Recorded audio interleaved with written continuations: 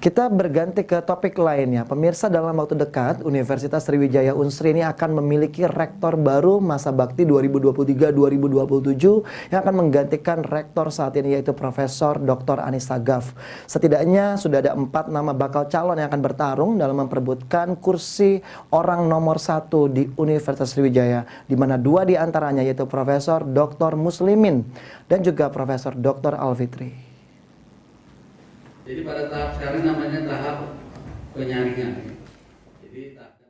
Setelah melakukan proses penjaringan, panitia bakal calon rektor Universitas Sriwijaya telah menetapkan 4 nama untuk dapat bertarung memperebutkan kursi rektor Unsri periode 2023-2027 menggantikan Profesor Dr. Anis Sagaf.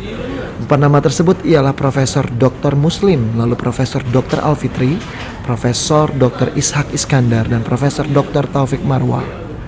2 nama yang disebutkan yaitu Profesor Dr. Muslim dan Profesor Dr. Alfitri merupakan dekan di Fakultas Pertanian dan Fisip Universitas Sriwijaya, dan kedua orang ini sama-sama memiliki program unggulan untuk dapat membawa Universitas Sriwijaya lebih baik ke depannya.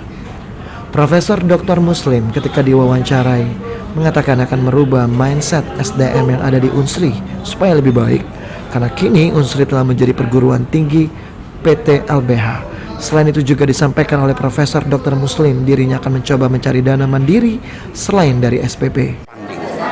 Dana mandiri selain mendapatkan dana dari SPP.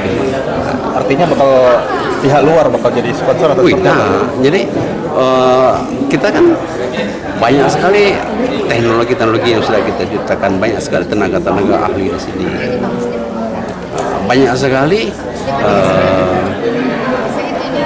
inovasi yang sudah.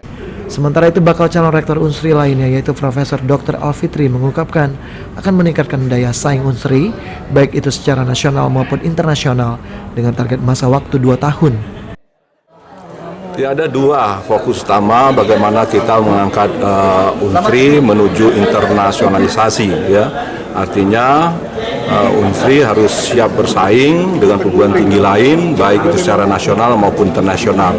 Nah, untuk peningkatan daya saing itu ada 2 juga program yang harus kita kuatkan. Yang pertama bagaimana peningkatan income generating Unsri, kemudian yang kedua peningkatan sumber daya manusia Unsri. Nah, 2 faktor inilah nanti akan menentukan bagaimana Unsri ke depan.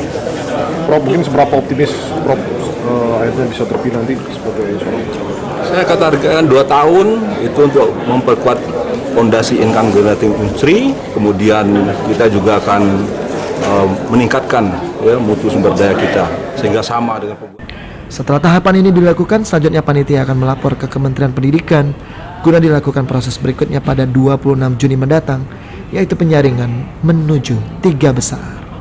Firman Hidayat, PAL TV.